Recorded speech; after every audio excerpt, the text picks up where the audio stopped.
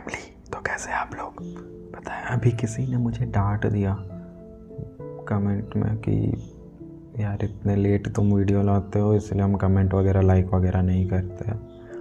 ठीक है, मैं आपसे कोशिश करूँगा कि मैं हफ्ते में 2 वीडियो कम से कम अपलोड किया करूँ। तो चलिए, एपिसोड 5 एंड चैप्टर 5 है या फिर 6 एपिसोड, लेट मी सी, मुझे ध्यान में नहीं है। एपिसोड 6 आई थिंक, या एपिसोड 6 चैप्टर 12 शुरू करते हैं।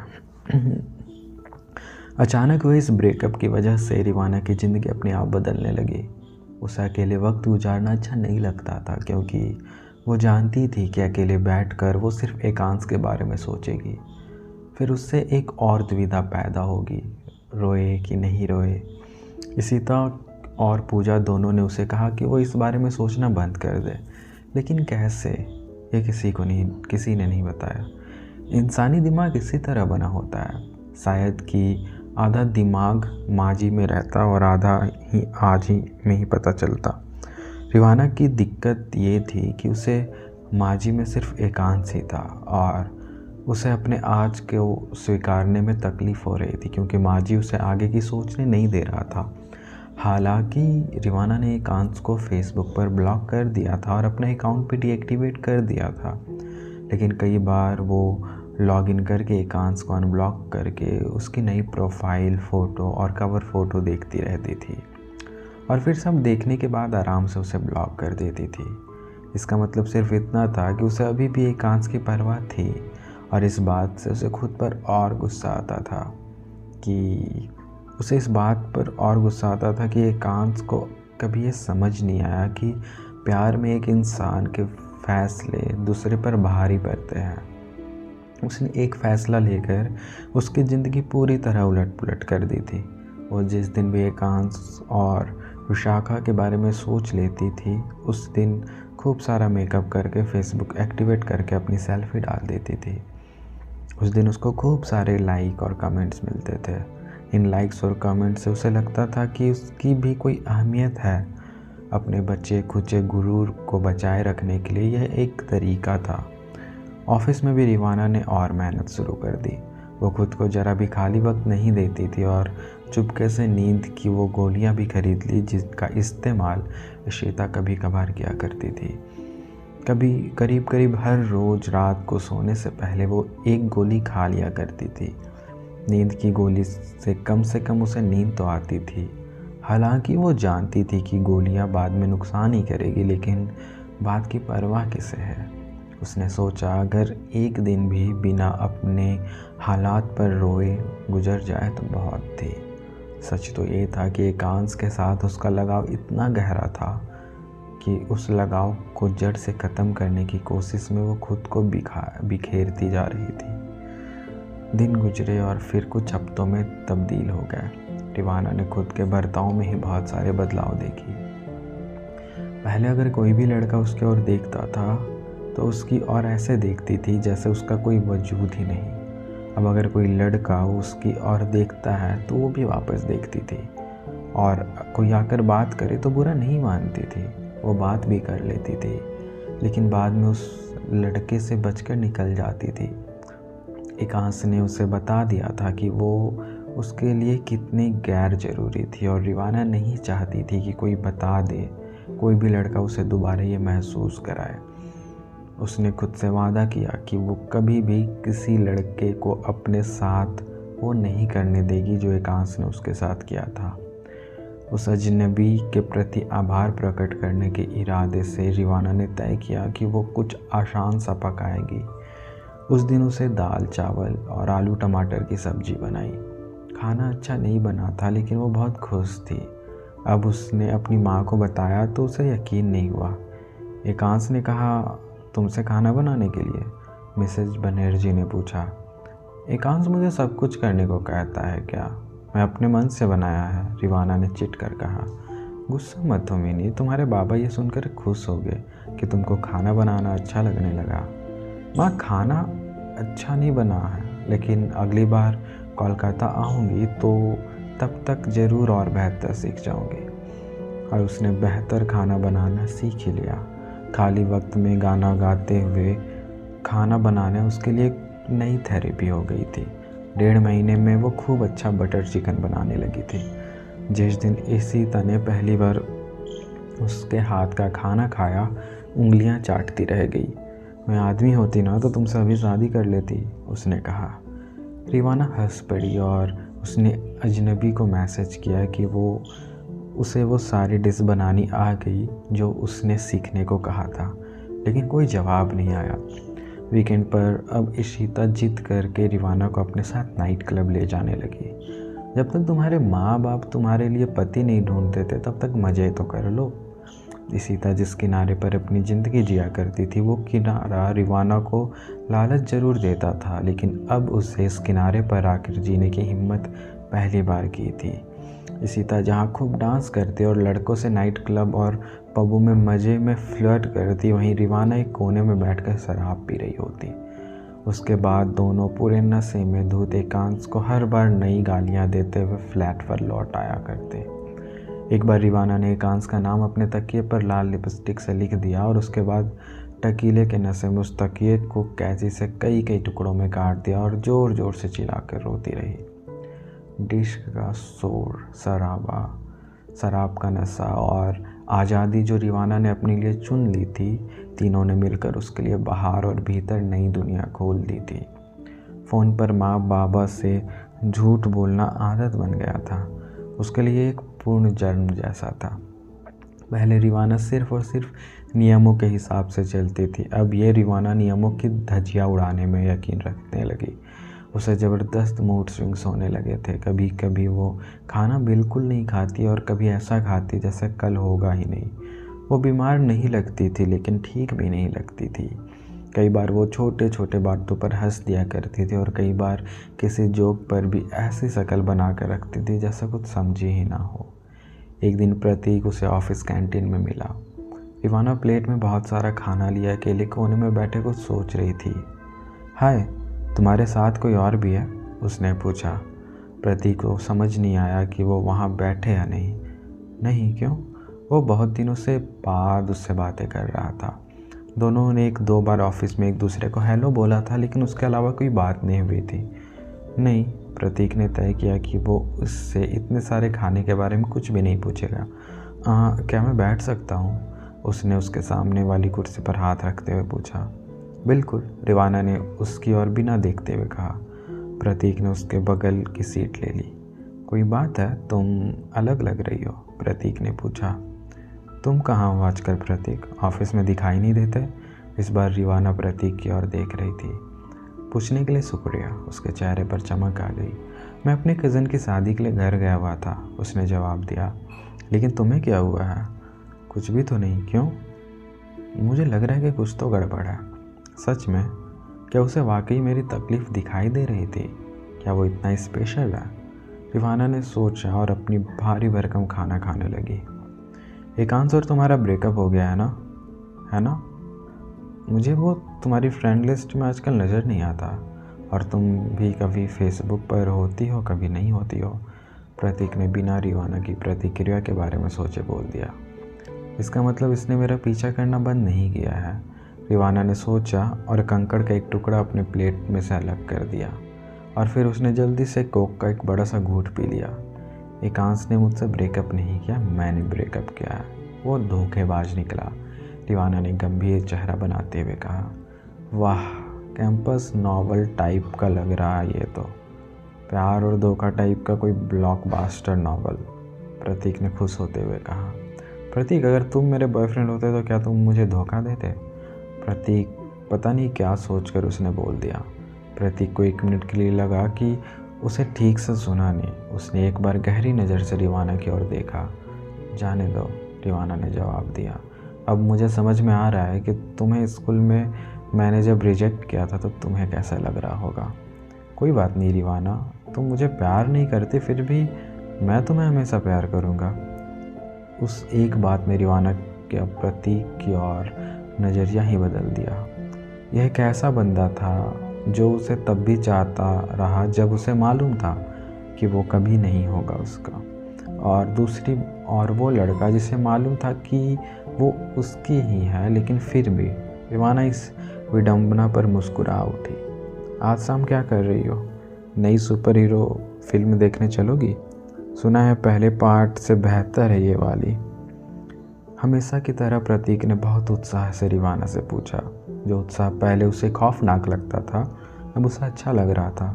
हाँ चलते हैं, रिवाना ने जवाब दिया। उस शाम के बाद प्रतीक के साथ बाहर जाने की आदत लग गई रिवाना को। उसे अपने बारे में ही एक नई बात मालूम चली। रिवाना को समझ में आ गया था कि वो प्रतीक के साथ अच्छी और बुरी दोनों हो सकती थी। एकांश के साथ वो ऐसा नहीं कर सकती थी क्योंकि वो एकांश को प्यार करती थी। वो प्रतीक के साथ सिर्फ इसलिए थी क्योंकि वो खुद को साबित करना चाहती थी कि वो उतनी भी ख़राब नहीं है जितना एकांश ने उसे महसूस कराया था कि वो किसी को अपनी उंगलियों पर नहीं नचा सकती थी, किसी का ध्यान अपनी ओर पूरी तरह खींच सकती थी। रिवाना जानती थी कि ऐसा करना सही नहीं है, लेकिन उसको अपनी इस हरकत से मिलने वाले आनंद ने अच्छे या बुरे, सही या गलत के सारे ख्यालों को दरकिनार कर दिया था। दोनों गए क्योंकि रिवाना ऐसा चाहती थी, लेकिन प्रतीक जब भी उसे कॉफ़ी के लिए पूछता, रिवाना कोई ना कोई बहाना तैयार रखती। एक रात जब उसने प्रतीक को आधी रात को व्हाट्सएप किया कि वो आइसक्रीम खाना चाहती है, तो प्रतीक अपनी बाइक लेकर उसके अपार्टमेंट के नीचे हाजिर था। लेकिन जब वो उसके साथ डिनर के लिए चलने को कहता तो अचानक उसके सर में दर्द हो जाता। कई बार उसने खुद से पूछा भी कि वो जो कर रही है क्या सही है, लेकिन जब भी एकांश के हाथ में उस लड़के का हाथ उसके जहन में घूम जाता, वो खुद को कहती कि अगर एकांश की हरकत सही थी तो वो जो कर रही है वो भी सही था। एक दिन जब दोनों बस स्टैंड के बरिस्ता में बैठे हुए थे, तभी प्रतीक ने पूछा, क्या तुम एकांश को एकदम भूल गई हो?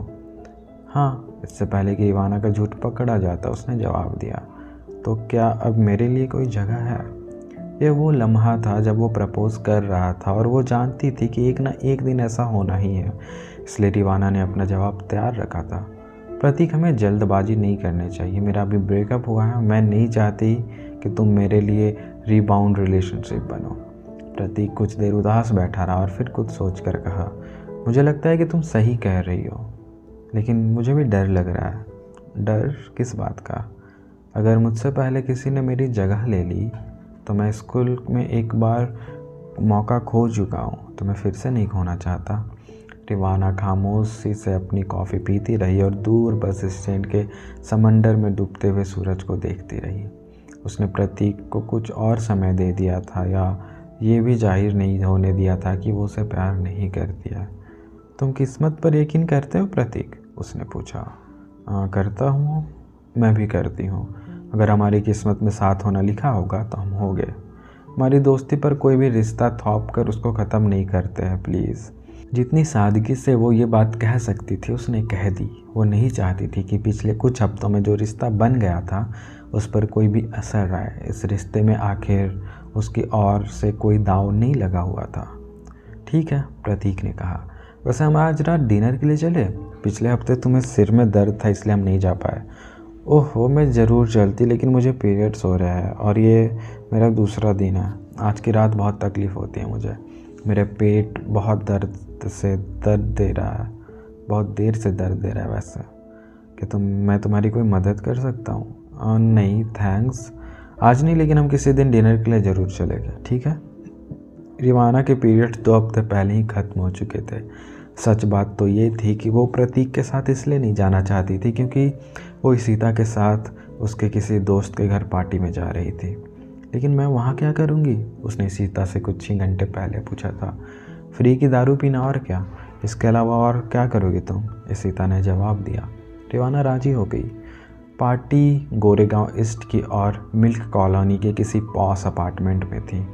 दोनों वहाँ रात के 2:30 बजे तक रहे।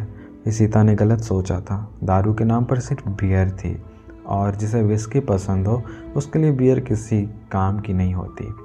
रिवाना इशिता से नाराज़ थी, इसलिए जब दोनों पार्टी से बाहर निकले तो एक दूसरे पर चिल्ला रहे थे।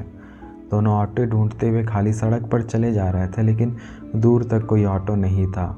अचानक इशिता को जोश से सुसु आ गई। 5 मग बियर गटक लोगी तो क्या होगा? रिवाना ने गुस्से में कहा। इशिता सड़क के दूसरी ओर झाड़ियों की ओर चली गई। इशिता के जाने के बाद पहली बार सन्नाटे से रिवाना को डर लगा। दूर मत जाना, रिवाना ने कहा। इशिता ने कोई जवाब नहीं दिया। रिवाना वहाँ अकेले खड़े होकर फ़ोन पर अपने व्हाट्सएप फ्रेंड लिस्ट देखने लगी। अचानक झाड़ियों के पास से कुछ आवाज़ें रिवाना को सुनाई दी। डर के बावजूद रिवाना ये जानने के लिए आगे बढ़ी कि वहाँ आखिर हो क्या रहा है।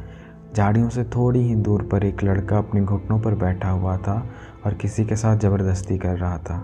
रिवाना अपना सिर और झुकाए झाड़ियों के बीच देख के ज़मीन पर एक लड़की थी जो उस लड़के के चंगुल से खुद को छुड़ाने की कोशिश कर रही थी। उसका मुंह बंधा हुआ था, इसलिए घुटी घुटी से आवाज़ें आ रही थी।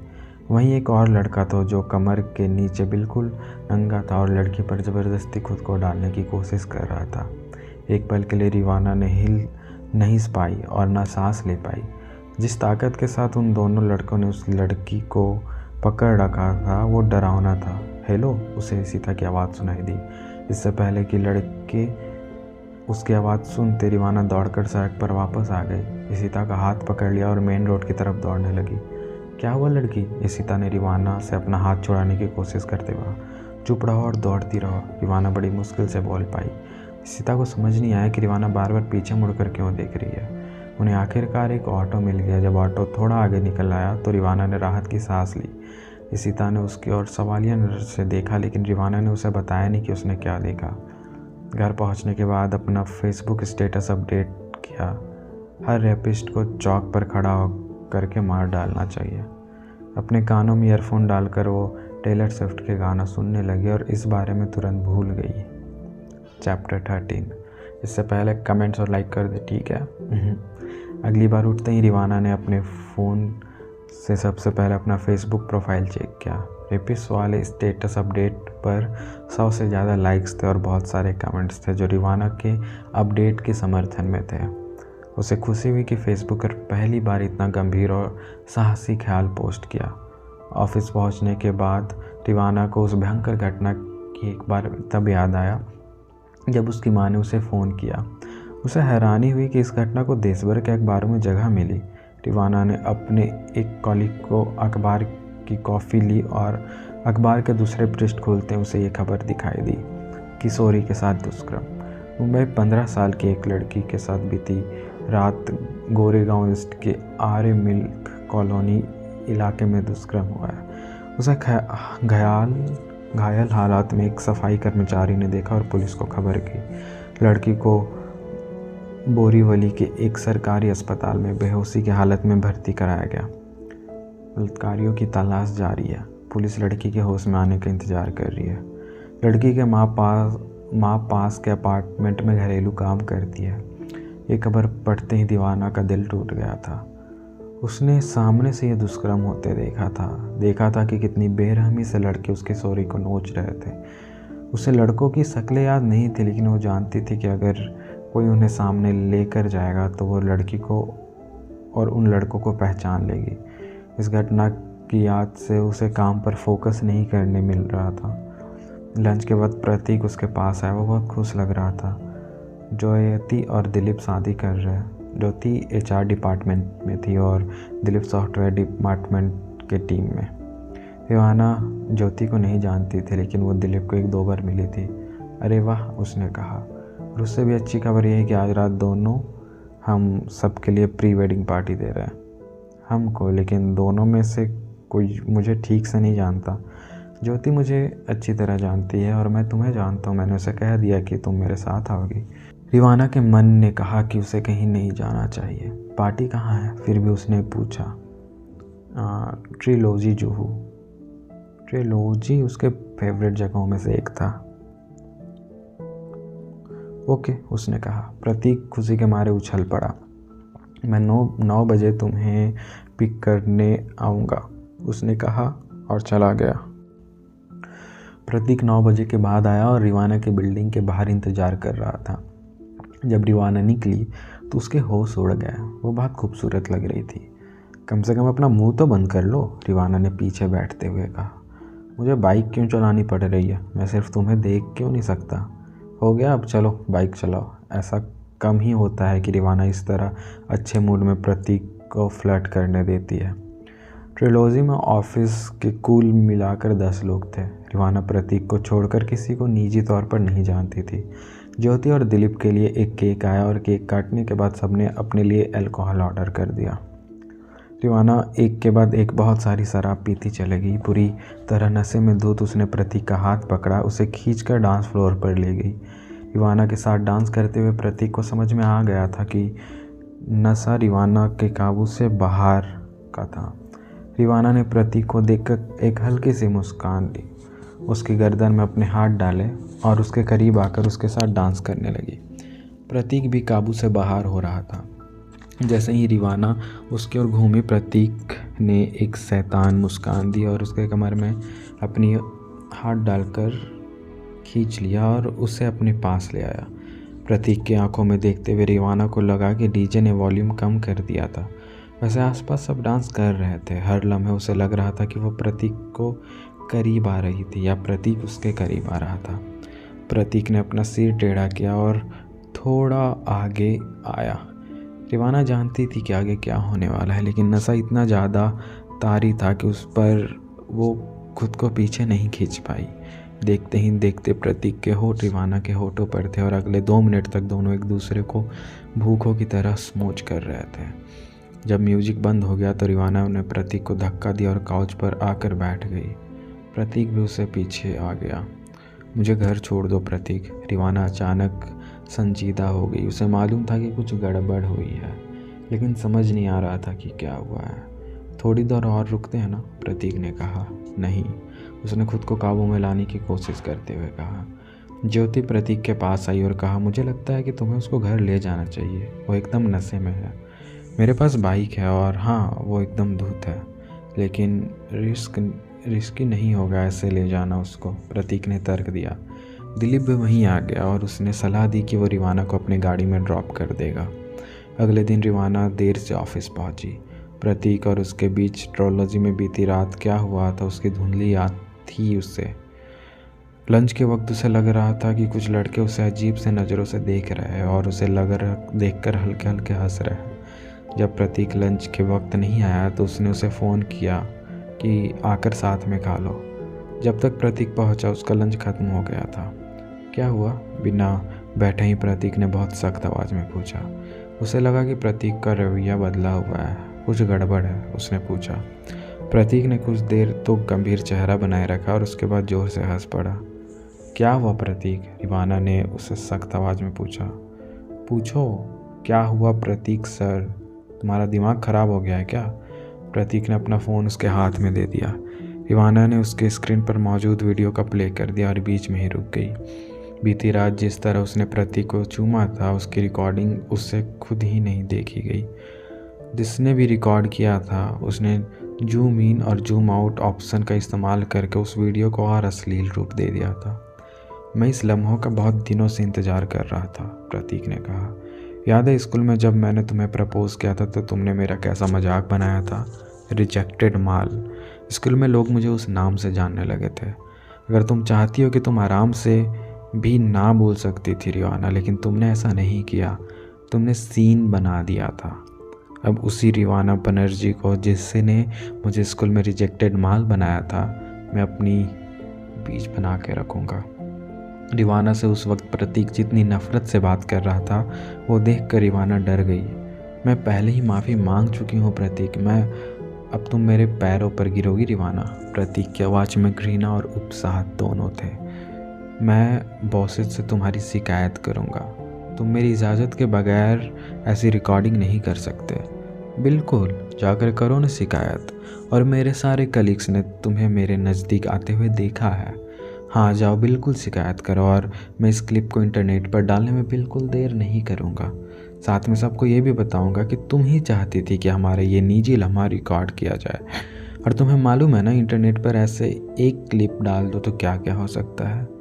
उस लड़की की दुनिया बर्बाद हो सकती है। वो फिर हंसा और कोई भद्दा सा बॉलीवुड आइटम नंबर गुनगुनाते हुए वहाँ से चला गया। रिवाना कुर्सी पर धप से बैठ गई। उसका माथा घूम रहा था। उसे प्रतीक की असलियत क्यों नहीं दिखाई दी थी? वो प्रतीक पर इतना भरोसा कैसे कर सकती थी? वो इतनी बेवकूफ़ कैसे हो सकती थी? रात में रिवाना ने सुबकते हुए ये बात सीता को बताई। अगर उसके पास वो क्लिप नहीं होता तो मैं आज ही जाकर उसके ब्लॉग्स का कुचुम्बर बना देती। सीता ने दांत पूछते हुए कहा। मुझे लगता है कि मुझे घर वापस चले जाना चाहिए, रिवाना ने सोचा और पिछले 2-3 महीने में जितनी बार वो हंसी नहीं थी उससे कई ज़्यादा रोई। बेवकूफ़ों की तरह बात करना बंद करो, कोई ना कोई रास्ता तो होगा। कोई भी एक लड़की ऐसे ब्लैकमेल नहीं कर सकता। इसलिए सीता कमरे में चहलकदमी कर रही थी। तुम उस अजनबी से क्यों नहीं मदद मांगती? आशा ने अचानक कमरे में आकर सीता और रिवाना को चौंका दिया। सीता के चेहरे पर उम्मीद की एक किरण आई। बहुत ही अच्छा आइडिया है, उसने चहकते हुए कहा। लेकिन तुम उसके बारे में कैसे जानती हो? जितना मेरी रूममेट्स मेरे बारे में नहीं जानती, मैं उनके बारे में जानती हूँ, आशा ने कहा और वॉशरूम में घुस गई। सीता और रिवाना ने एक दूसरे को देखा। उसने हमें ज़रूर उस अजनबी के बारे में बात करते हुए सुन लिया होगा, सीता ने कहा। मैं पूछूं? रिवाना ने एक लम्हा रुक कर कहा। हमारे पास और कोई दूसरा रास्ता भी नहीं है। हम पुलिस के पास भी जा सकते हैं और पुलिस प्रतीक को मार मार कर सीधा भी कर देगी, लेकिन अगर उसने उससे पहले MMS सबको भेज दिया तो? इससे पहले कि सीता अपनी बात ख़त्म कर पाती, रिवाना ने उस अजनबी को मैसेज किया। हाय, तुम हो वहाँ? रिवाना ऊंची आवाज़ में बोल सकती थी, लेकिन वो सीता को सब कुछ नहीं बताना चाहती थी। ये बात उसके और अजनबी के बीच थी। अजनबी और वो लगता था कि जैसा कितना सुंदर और बेनाम रिश्ता है। 1 मिनट के बाद जवाब आया। हमेशा। मुझे कुछ मदद चाहिए, रिवाना ने जवाब भेजा। क्लिप मिल जाएगी, अजनबी का जवाब आया। रिवाना ने ज़ोर से ये मैसेज पढ़ा। यानी उससे पहले से मालूम था? इशिता ने हैरानी होकर कहा। कब तक मिल जाएगी? रिवाना ने पूछा। फ़िलहाल तुम खुद पर एक मेहरबानी कर लो। कैसी मेहरबानी? आज अजनबी का जवाब देखकर रिवाना का चेहरा पीला पड़ गया। और चैप्टर 13 यहीं पे ख़त्म होता है यार। थ्रोट में दर्द होने लग रहा है। 28 minutes. Okay guys, comments, like, बार बार दोहरा रहा हूँ मैं, बार बार प्लीज़ कमेंट्स लाइक करें ना, मुझे अच्छा लगता है यार, कितना नाटक करता हूँ मैं। Okay guys, take care, see you in next chapter. See you तो हो ही नहीं पाएगा, meet you in next chapter. Bye bye.